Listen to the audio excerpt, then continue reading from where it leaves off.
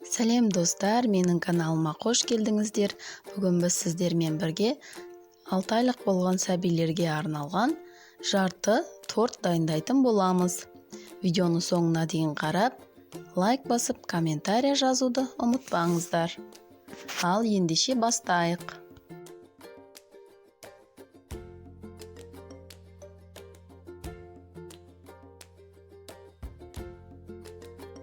Жұмысымызды құрғақ ыдысқа жұмыртқаларды салып, миксерлеуден бастаймыз.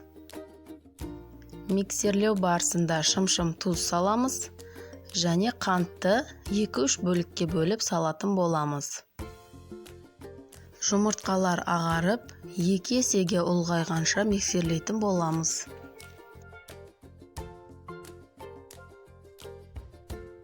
Мінеки жұмыртқалар ағарып, ұлғайды. Енді сұйық майымызды құямыз.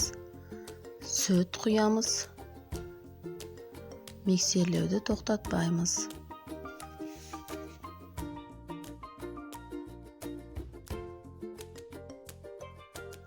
Електен өткізілген ұнға ванилин, қопсытқыш салып, араластырып аламыз.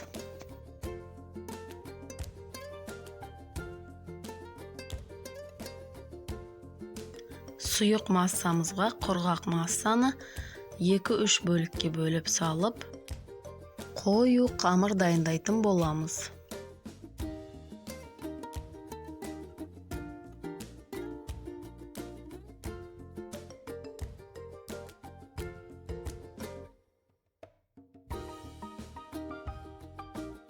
Он 16 диаметрлік формаға фольга орап, қамырымызды құятын боламыз. Дайын қамырымызды 180 градуста қызып тұрған пеште 40-45 минутта пісіріп алатын боламыз. Енді тортымыздың кремін дайындаймыз.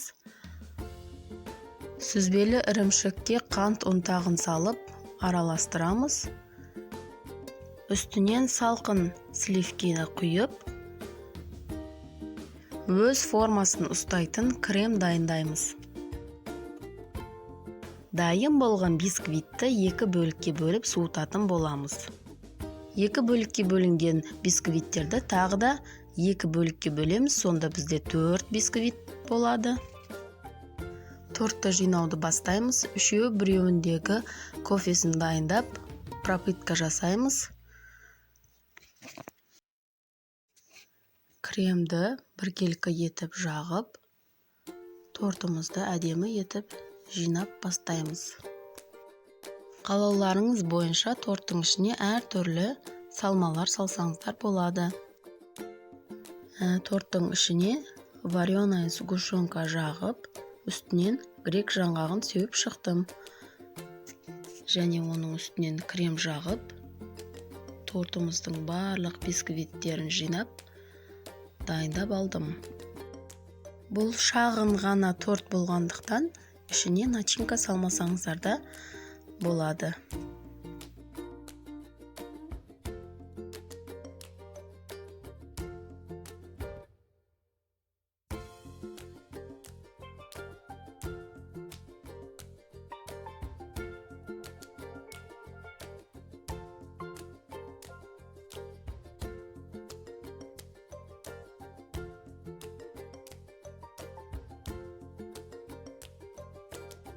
Ең соңғы бисквитті де қойып, пропитка жасап, крем жағып, сыртынан салофан пакетпен орап, тоңазытқышқа 3-4 сағатқа қалдыратын боламыз.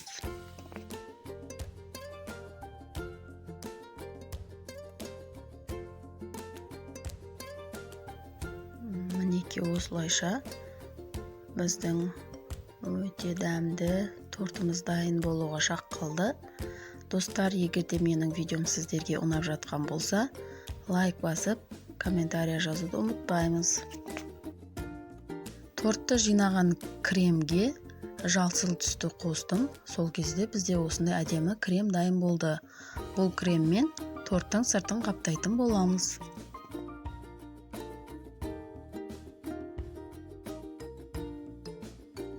Міне тортымыз 4 сағаттай тоңазытқышта тұрды. Енді оны алып сыртын әдемілеп жасыл түсті креммен қаптайтын боламыз. Әркім өз қалауы бойынша торттың сыртын қаптайды. Әрине біз шеф-кондитер емеспіз, бірақ мейлінше әдемілеп қаптауға әрекет жасаймыз. Негізінен менде уақыт тығыз болғандықтан тортты бірден қаптауға кірістім. Өйткені негізінен тортты қаптаған кезде бірінші кремді бір жағып аламыз да тоңазытқышқа 1-2 сағатқа қалдырамыз. Одан кейін тағы бір рет жағу керек болатын. Егер уақыттарыңыз болатын болса, солай істесеңіздер болады.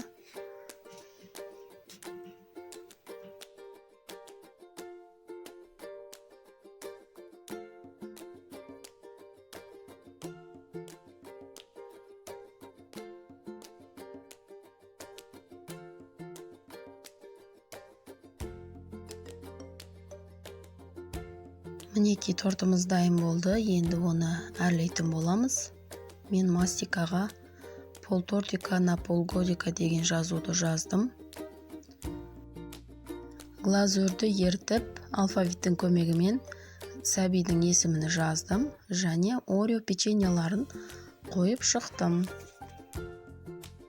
Және де түрлі түсті кәмпиттерден пайдаландым.